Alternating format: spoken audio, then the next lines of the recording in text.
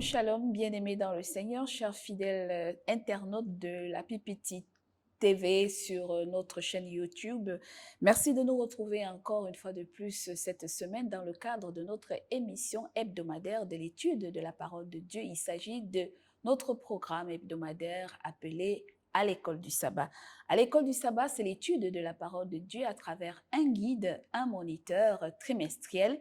Et effectivement, parvenu ainsi au dernier trimestre de l'an 2024, nous allons aborder une thématique spéciale tout au long de ce trimestre. Donc, le grand titre est l'Évangile selon Jean.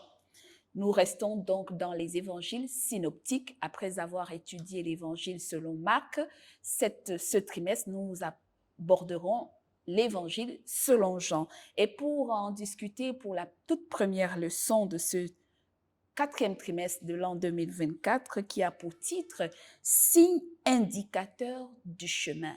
Quels sont ces signes indicateurs à l'occasion de cette première leçon de ce quatrième trimestre 2024? Nous allons aborder cette première leçon avec deux intervenants sur ce plateau. Nous avons, comme la fois dernière, en clôturant l'évangile selon Marc, nous avions comme invité le pasteur Jérémie. Bonjour pasteur. Bonjour ma sœur. Et tout à côté de ma gauche, nous avons le frère aussi. Bonjour aussi. Bonjour madame. Nous restons dans notre décor, transposé ainsi à Kinshasa.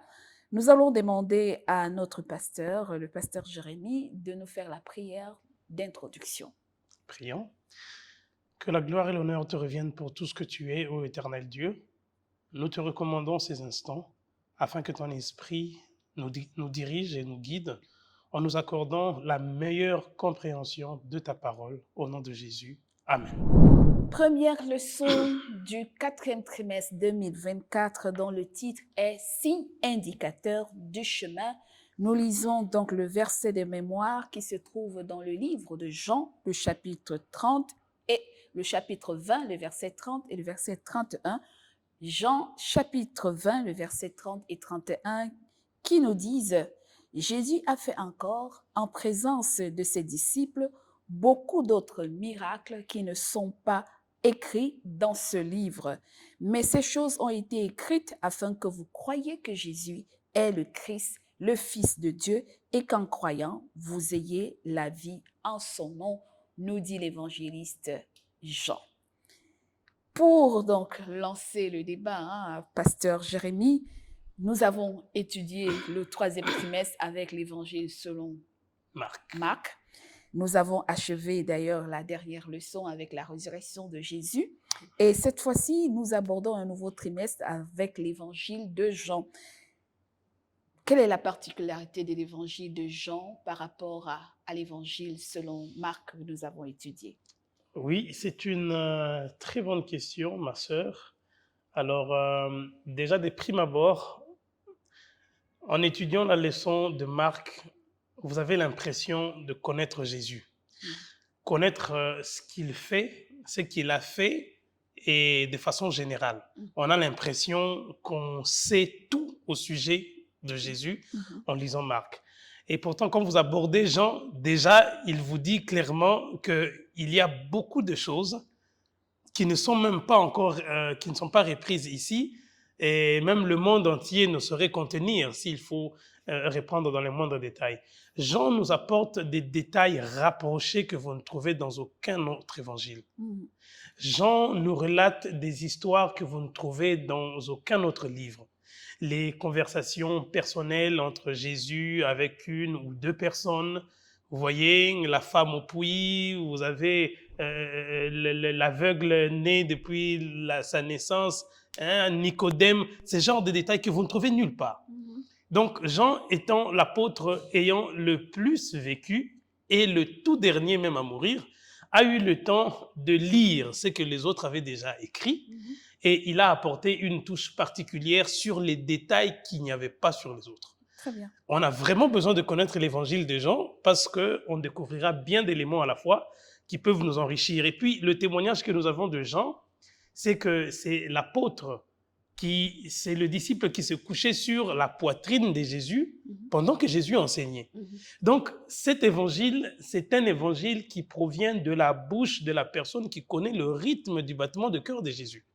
Ça veut dire qu'il y a beaucoup plus à apprendre, beaucoup plus d'éléments enrichissants et qui nous aideront à comprendre dans l'ensemble qui est Jésus. Et pour terminer, Marc nous présente le Messie. Marc nous présente le Messie, le Fils de Dieu. Vous voyez? Et Jean commence son entrée en parlant de la parole. Il présente le Christ comme la parole. Il ne se limite pas qu'à le présenter comme la parole de Dieu, mais comme Dieu lui-même. Donc Jean nous apporte une autre révélation sur la personne de Jésus, la personne divine de Jésus-Christ. Oui, merci, pasteur. Est-ce que si j'essaye de comprendre, pour nous qui lisons beaucoup les Saintes Écritures, peut-être le frère Rossi va ajouter quelque chose, mais je voudrais m'appuyer sur ce. Si on prend Marc comme l'évangile qui présente Jésus, le Messie, l'envoyé loin, vous avez parlé du rapprochement de Jean avec le Seigneur Jésus. Est-ce qu'on ne peut pas voir Jean comme l'évangéliste qui présente le divin, le Dieu d'amour, l'amour, Dieu amour, la parole faite chair, mais Dieu a aimé le bon berger qui aime ses brebis et qui donne sa vie pour ses brebis. Effectivement, parce que le simple fait de parler de l'incarnation, Dieu qui revêt l'aspect humain, c'est la plus grande expression d'amour que Dieu peut démontrer vis-à-vis des hommes. Et donc Jean nous révèle aussi un libérateur, un Dieu qui vient, qui compatit, qui demeure et qui libère l'homme de l'emprise du mal. Donc vous voyez qu'avec cet évangile, on va apprendre encore davantage au sujet de Jésus et au sujet de l'amour de Dieu pour les hommes. L'amour de Dieu pour les hommes, et c'est pour cela que le verset central de tout l'évangile, parmi les 4 évangiles, restera ce grand verset de Jean 3, verset 16, qui dit « Car Dieu a tant aimé le monde qu'il a donné son Fils unique, afin que quiconque croit en lui ne périsse point et qu'il ait la vie éternelle. » Et on verra ce même Jean dans les épîtres de 1 Jean qui parle beaucoup de l'amour de Dieu, l'amour de Dieu consiste, ainsi de suite. Donc l'évangile de Jean, c'est l'évangile de l'amour de Dieu pour l'humanité. Exactement. Alors frère aussi? Oui, moi ce que je retenais et aussi de la manière dont l'apôtre Jean est en train d'expliquer sur Jésus. Et il a aussi parlé sur un point de manière beaucoup plus détaillée concernant le miracle. Ouais. Parce qu'ici, je vis, là, il est en train de parler qu'il a eu à opérer les choses. Donc, on lui a présenté sa personne selon l'évangile de Marc, tout simplement, un peu de manière générale. Mais ici, Jean est en train de détailler non seulement sur ce que Jésus était, mais sur ce qu'il faisait aussi. C'est-à-dire, ça nous fait réveiller en nous une connaissance des savoirs à combien plus forte raison nous devons croire à la puissance miraculeuse de notre Seigneur Jésus-Christ. C'est un peu ça. Merci, la parole est venue, elle a été faite chair. Ça, c'est Jean chapitre 1er. Elle a été faite chair, elle a été envoyée parmi les hommes. Les siens ne l'ont pas reçu, mais à tous ceux qui le reçoivent, elle a donné le pouvoir de devenir enfant de Dieu. Nous allons donc tout au long de ce trimestre avec Jean apprendre le grand sacrifice de l'amour divin qui s'est incarné en la personne de Jésus-Christ et qui par amour est venu sauver notre race humaine pour faire de nous des enfants de Dieu. Bien évidemment, et parmi les signes indicateurs de qui est Jésus, qui est la personne de Jésus, Jésus va introduire son ministère avec un miracle. Après avoir prêché le sabbat sur la révélation d'Ésaïe qui dit l'Esprit du Seigneur m'a est sur envoyé, moi, voilà, pour annoncer de bonnes nouvelles et publier une année de grâce. Voilà. Et puis tout de suite après, il est invité à un mariage. Il va se passer un phénomène extraordinaire, pasteur. Les noces de Cana et le miracle de l'eau transformée en vin. Qu'est-ce qu'on retient? Premier miracle de Jésus. Déjà, le tout premier miracle de Jésus, Jésus a rencontré des défis au début de son ministère. Il avait affaire à un peuple qui avait déjà un mentor. Il s'agit ici de Moïse. Moïse, c'est le libérateur du peuple d'Israël. Et plus loin, nous allons voir, même dans cette leçon, comment les pharisiens ont fait le contraste en rejetant Jésus pour dire « nous avons Moïse ». Et Jésus, quand il commence son ministère, il accomplit le même miracle que Moïse a accompli. Seulement ici, il y a lieu de détailler Une petite quelques différence. petites différences dans le sens que Moïse a transformé le Nil en sang. Il a transformé l'eau en Du sang. Nil en sang. Et Jésus, lui, il transforme l'eau en vin. De l'autre côté, vous avez une situation de tristesse, de malheur, parce qu'il y a la desserte en eau potable maintenant et beaucoup de choses à la fois. Mais de l'autre côté, vous avez la joie, la célébration, la fête. Donc, le Christ vient non seulement parce que Jean, en présentant les miracles de Jésus, il n'en parle pas comme phénomène surnaturel, mais comme des signes indicateurs du chemin. Donc, il fallait que ces miracles s'accomplissent pour que les hommes, les disciples qui le suivaient, fassent un rapprochement et finissent par croire.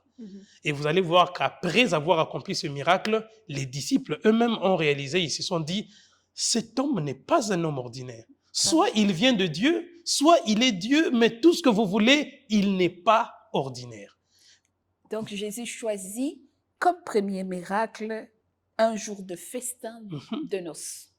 Est-ce que ce n'est pas aussi une portée messianique pour l'amour de Dieu, pour son Église, pour le mariage? Pourquoi ce n'est pas un miracle de guérison ni de délivrance, mais c'est un mariage et il y a un festin et Jésus offre du vin.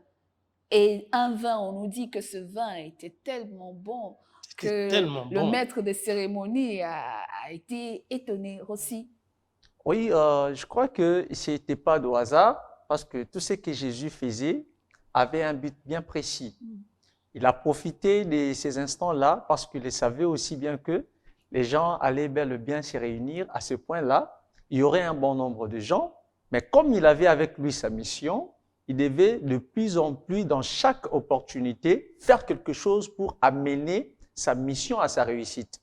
Entre autres, il a choisi ces instants-là pour opérer les tout premiers miracles qui auraient allé susciter, n'est-ce pas, la foi au sein de ses disciples et puis continuer encore à lui permettre d'avancer. Donc, on peut conclure que le miracle des noces de Canaan, symbole de délivrance, symbole de libéralisme, mais aussi projection du grand festin des noces de l'agneau, où Jésus, où Dieu rassemblera en un festin tous ses rachetés et leur offrira le festin de noces en buvant du bon vin et mangeant des bons mets, dansant avec le Seigneur dans le royaume. J'aimerais rajouter une petite nuance là-bas, c'est que en parlant des gens de vin, ce sont des sujets controversés et qui suscitent beaucoup de débats. Ici, il ne s'agit évidemment pas du vin fermenté, alcoolisé. Ici, on parle du vin de jus de raisin. Le terme utilisé en grec, c'est le oinos. Le même mot est utilisé et pour les vins alcoolisés et pour les vins non alcoolisés. Donc, vous voyez, Jésus, le libérateur, c'est lui qui vient délivrer. Il promet un miracle très prometteur, la célébration, la fête. Et c'est le tout premier qu'il accomplit. Et avant, dans la nuit de la Passion, il garantit à ses disciples qu'il n'en prendra point jusqu'à ce que. Vous voyez? Donc, si on fait le rapprochement, on a affaire à un libérateur qui vient nous garantir que voilà, on passe réellement d'une saison à une autre, d'une étape à une nouvelle. Très bien, merci. Et bien, tout de suite après cette première leçon, les signes indicateurs, on voit le premier miracle avec la transformation de l'eau en vin. Et puis, on va vivre deux autres phénomènes extraordinaires. Cette fois-ci, il s'agit des miracles de guérison. Jésus va guérir d'abord le fils d'un centenier. Et puis après, il va guérir un paralytique au bord de la piscine de Bethesda. Nous sommes pratiquement donc le chapitre 5 et puis du livre de Jean, chapitre 5. Alors, pasteur, au chapitre 4 d'abord, la fin du chapitre 4 de Jean, et puis après le chapitre 5, la place des miracles dans la vie chrétienne. Pourquoi Jésus avait-il besoin de ces indicateurs, de ces signes indicateurs pour montrer le chemin, la place des miracles? La place des miracles dans la vie est... J'aimerais parler de la foi. La foi, la place de la foi au centre même des miracles. Parce que la foi est l'élément de base, c'est le centre de tout. Les miracles ne sont pas forcément... Tous les miracles ne sont pas forcément provoqués par Dieu. Parce que si on explique les miracles comme des phénomènes surnaturels, Satan aussi peut faire des choses surnaturelles. Vous voyez? Et déjà dans ce temps-là, il y en avait des miracles. Il en existait déjà. La preuve, c'est que dans nos villages, dans nos campagnes, dans nos... Bref, il y a des sorciers, il y a des gens Exactement. qui Le sont surnaturel. dans les cercles ésotériques Exactement. et qui font des phénomènes. Exactement. Voilà. Donc, vous remarquerez maintenant qu'ici, il ne s'agit pas seulement de mettre un accent sur les miracles, mais Jésus voulait susciter, provoquer, réveiller dans, chez les hommes la foi en cette personne qu'il était. Vous voyez? Donc, vous remarquez même avec le centenier, il ne va pas directement pour aller guérir l'enfant. Vous voyez? Il donne une réponse qui semble être un peu dure en disant voilà, si vous voyez, vous croyez, si vous ne voyez pas, vous ne croyez pas. C'était quand même sévère, mais le centenier a fait preuve de foi. Il a cru. Jésus lui dit à l'instant, il dit, va, ton fils vit. Et le centenier n'est pas reparti le même jour, il est reparti le lendemain pour exprimer réellement qu'il avait confiance en la parole qu'il avait reçue de la part de... Donc, la place de la foi est très importante. Si nos problèmes nous poussent, nos problèmes doivent nous pousser à chercher un sauveur, pas le miracle. Si vos problèmes vous poussent à chercher des miracles, il y a un problème. Très bien dit. Mais si vos problèmes font naître en vous le besoin d'un sauveur, alors vous allez rencontrer le sauveur par cette foi, vous obtiendrez le miracle qu'il faut. Et c'est ce que le Christ était en train de faire. Très bien dit, parce que d'ailleurs, Jésus, tout le monde n'a pas l'apanage de demander quelque chose à Dieu, mais parfois Dieu comprend nos besoins. L'exemple du paralytique qui était malade, handicapé depuis 38 ans au bord de la piscine, ce n'est pas lui qui a crié, hein, mais c'est Jésus qui lui demande « Que veux-tu que je fasse pour toi ?» Comment comprendre cette interpellation de Jésus? Oui, ce que moi je comprends par rapport à ces passages, c'est que Jésus avait besoin plus de la foi au travers des gens à qui il avait affaire. Alors, raison pour laquelle vous voyez, partout où il a eu à opérer des choses, il a toujours eu à voir d'abord la disposition du cœur de ces gens-là. Il a la possibilité, n'est-ce pas, d'intervenir à chaque problème concernant les enfants de Dieu de manière générale, mais il a aussi besoin de voir notre disposition. Et quand je parle de disposition, je vois la foi. Nous devons espérer en lui, nous devons croire en lui, nous devons avoir en nous de l'attitude qui nous certifie réellement que c'est au travers de lui que nous pouvons trouver des solutions à nos problèmes. Raison pour laquelle vous avez vu qu'à chaque fois, les gens qui étaient tout près de lui avaient de la foi, ont bénéficié des guérisons. Est-ce qu'on ne peut pas voir en cela un autre signe de la marche spirituelle? C'est-à-dire, il y a des gens vraiment qui ont des requêtes et des besoins et qui prient jour et nuit pour avoir des réponses et des solutions en attendant que Dieu se manifeste. Et il y a même d'autres qui ne demandent rien à Dieu, mais Dieu connaît leurs besoins et il répond à leurs prières. Exactement. Vous savez, la guérison du paralytique révèle beaucoup, il y a beaucoup de leçons qui s'y dégagent. Ouais. Lorsque vous l'observez de plus près, vous remarquez une fois de plus l'amour de Dieu. Dieu s'intéresse aux problèmes des hommes. Lorsqu'on parle de la piscine de Bethesda, la porte des brebis, on cite qu'il y avait un grand nombre de malades qui étaient là. Et parmi ce grand nombre de malades, je suppose que le paralytique était le plus souffrant parce qu'on mentionne même le nombre d'années. On dit qu'il a fait 38 ans. C'est beaucoup. Et lorsque Jésus arrive, il le cible. C'est Jésus qui le cible. C'est Jésus qui l'identifie. Voilà. Ce n'est pas lui qui réclame cela. Alors qu'il y avait des milliers de malades. Il y avait des milliers de malades et lui savait, cet homme savait, parce qu'il y a un élément qui a attiré Jésus. Cet homme savait que sa guérison était dans l'eau. Il avait la foi.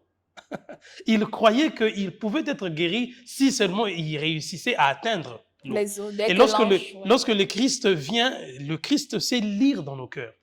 Très Il sait bien. lire dans nos pensées. Et il sait voir la prédisposition de foi que chacun dispose dans son cœur. Et c'est pourquoi, en arrivant là-bas, il a ciblé cet homme. Il a vu en lui une prédisposition. La preuve en est quand il lui pose la question, veux-tu être guéri? L'homme ne répond même pas qu'il le veut ou pas. Il dit, il n'y a personne pour me jeter dans l'eau. Mhm. Il avait la foi. Jésus a opéré un autre miracle d'abord, avant d'opérer le miracle physique, c'est qu'il a réorienté la foi de cet homme de la piscine vers le Messie. Et c'est un grand travail qu'il a opéré. Très bien. Au point que lorsqu'il lui dit, prends ton lit, lève-toi et marche, l'homme n'a pas discuté. Il n'a pas avancé des arguments. À l'instant, il a obéi. Pourquoi? Parce que dans son cœur, il y avait déjà cette prédisposition de la foi et que le Christ a seulement exploité. Et d'ailleurs, ce miracle fait un jour de sabbat va susciter une certaine révolte de la part des chefs religieux qui doutent de la personne de Jésus, parce que nous sommes déjà en train d'aller à la conclusion. Alors, l'incrédulité des chefs religieux face au miracle de Jésus, parce que Jésus va retrouver le paralytique dans le temple plus tard et il va lui dire, va, ne pêche plus. Je voudrais que Rossi, avant peut-être de donner la parole au pasteur, nous dise le rapport de la délivrance, de la guérison vis-à-vis du péché. Pourquoi Jésus lui dira plus tard, va, ne pêche plus, parce que si tu recommences, ton sort sera plus. Est-ce qu'il y a toujours un rapport entre le péché et la souffrance? Oui, oui, bien évidemment, il y a toujours un rapport. Pourquoi? Parce qu'en étant déjà enfant de Dieu, il y a une certaine disposition que nous devons avoir vis-à-vis de notre Dieu au travers de sa parole, bien sûr, qui peut nous faciliter la tâche à l'accès de miracles. Parce que si nous observons bien, il y a ce qu'on appelle le facteur grâce. Ceux qui bénéficient de la grâce sont aussi des gens qui sont aussi bien disposés. C'est-à-dire, quand nous demeurons dans le péché, cela nous éloigne de la grâce de Dieu. Et quand quelqu'un est éloigné de la grâce de Dieu, il est aussi éloigné du miracle favorable qui pourra changer sa vie. Alors, raison pour laquelle vous avez vu à ce point-là, Jésus ayant guéri ces malades, il lui a dit d'aller et pour ne plus revenir encore dans le péché. Parce qu'il savait bien que le péché constitue une barrière entre le bienfait de Dieu aux hommes. Dans ce sens. Très bien. Peut-être le temps nous manquerait parce que on aurait insisté sur un autre aspect parce que justement la leçon va dire que toutes les douleurs et toutes les souffrances ne sont pas cause toujours d'un péché qui a été commis quelque part, parce que nous sommes dans le péché originel. Et c'est Jésus qui le dit. Et voilà, nous sommes condamnés à subir. La gloire de Dieu. Et voilà. Mais peut-être si le temps nous était pas manquant, on aurait pu insister sur le fait que est-ce qu'il faille tout le temps avoir une confession de péché avant l'acte de guérison, mais on voit que la plupart de ceux qui ont été guéris, même dans l'Ancien Testament, on ne demandait à personne de confesser ses péchés avant la guérison ou la délivrance. Mais c'est après la guérison ou la délivrance que la personne était appelée à ne plus pécher. Et donc, pasteur, pour conclure, l'incrédulité des chefs religieux, le doute sur la personne de Jésus, comment assimiler cette leçon à nous aujourd'hui face à la personne de Jésus? Est-ce que nous allons vers Jésus parce que nous voulons avoir une relation avec Jésus ou parce que nous voulons juste la parole et tout ce que nous dit les principes religieux et ne même pas connaître qui est Jésus? Ça, c'est une très bonne question parce que c'est malheureusement la réalité que nous vivons. Actuellement, il y en a plusieurs comme les pharisiens parce que le problème avec l'incrédulité des pharisiens, c'est qu'ils attendaient effectivement un Messie. Un Messie qui va les délivrer, leur donner de la puissance, le pouvoir, l'élévation, de l'argent, voilà, tout ce qu'il faut. C'est ce Messie-là qu'ils attendaient. Et celui qui était venu n'avait rien à voir avec leurs attentes. Et puis il fait les miracles le jour du sabbat. Et puis il fait les miracles le jour du sabbat. Et quel genre de miracles? Et quand il parle de la violation du sabbat, ce n'est pas la violation des commandements de Dieu, parce qu'il y a une différence entre violer les commandements de Dieu et violer les principes que les hommes avaient établis. Vous voyez? Donc, ils croyaient tellement en leurs principes que même lorsque celui qui a établi, qui a donné les commandements est arrivé, ils ne pouvaient pas le reconnaître. Pourquoi? Parce qu'ils étaient déjà remplis et enveloppés de la corruption qui remplissait leur cœur. De la même manière que nous aussi aujourd'hui, nous développons une certaine sorte de légalisme. Je peux les détailler sur plusieurs aspects. ne t'habille pas comme ça, ne fais pas ceci, nous on ne mange pas comme ça, nous on n'entre pas par là, on ne parle pas comme ci. Et les gens Il ne s'accrochent faut pas à toucher ces la éléments. Bible Il comme ne faut pas ça. toucher la Bible comme ça. Il faut pas faire ceci. Quand vous venez à la chair, il ne faut pas que ça soit une tablette, il ne faut pas que ça soit... ça Vous voyez? Donc, on croit tellement à ces concepts qu'on oublie l'essentiel. L'essentiel, c'est le Christ. Vos cœurs ont besoin d'un changement. Votre comportement doit changer. Vos attitudes doivent changer. Et c'est ce changement qui servira de témoignage pour ceux qui vous voient. Et le Christ dit, quand vous faites les bonnes œuvres, c'est bien, les hommes vous voient et ils glorifient votre Père. Ce n'est pas à vous de mentionner ou de faire valoir ce qui est bon ou mal. Mais vous devez agir conformément à ce que Dieu veut, ce que Dieu attend de vous. Et les gens qui vous voient connaîtront les changements que vous voulez voir en eux. Très bien. Soit le changement que tu veux voir dans le monde. Merci beaucoup, pasteur. Aussi, un dernier mot et vous allez conclure par votre prière. Oui, je crois que le pasteur a tout dit, mais je vais résumer un tout petit peu. C'est-à-dire, nous devons rester focalisés à l'essentiel. Je crois qu'il y a toujours eu des choses que les gens ont voulu faire, développer des idées, des psychologies, chercher à embellir encore beaucoup plus le principe divin. Mais je crois qu'il y a les essentiels, il y a des principes qui sont bien taillés, que nous devons suivre. Notre objectif, c'est de refléter l'image du Christ. C'est de lui copier en se soumettant à ses principes et à sa parole. Je crois que c'est dans ça que nous serons obligés de rester fermes et plus constants. Merci beaucoup, bien-aimés dans le Seigneur. Merci d'avoir été nombreux une fois de plus à partager ces instants avec nous. Avant de nous dire au revoir par la prière du frère aussi, rappelez-vous notre recommandation, c'est d'aimer, c'est de liker et de nous laisser vos commentaires et de partager la vidéo si vous avez été instruit par cet enseignement et ce partage d'échange. Le frère aussi va donc nous unir par la prière. Prions. Éternel Dieu des armées, nous te remercions, nous te rendons grâce pour ces instants merveilleux que tu as partagés avec nous.